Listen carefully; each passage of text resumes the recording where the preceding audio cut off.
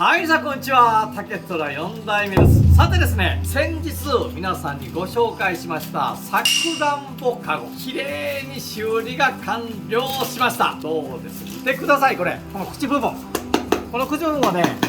竹虎らしく虎竹でずーっと修理します。外側にも虎竹表皮が、内側もですね竹表皮をずーっと見せるような形で、それぞれ竹で挟んだ形でね、口部分を補強しました。で、塔でしっかりかがって仕上げています。その四隅には大きく穴が開いてましたので、虎竹を差し込んで、その後で1箇所2箇所3箇所4箇所、一番傷みやすいこの4箇所には塔でかがりをしてもらっています。そしてですね、これちょっとポイントになってるんですけど、幅広の力竹を2本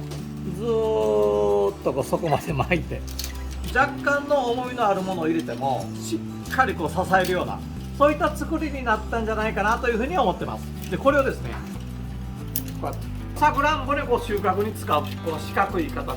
で、この頃合いのこの大きさが、さくらんぼ収穫しますよね。で、収穫したら新聞紙を畳んでおいて、そういったことをしながらですね、大切に収穫を続けるためのカゴだそうです。まるで宝石のような美しいさくらんぼが、こういった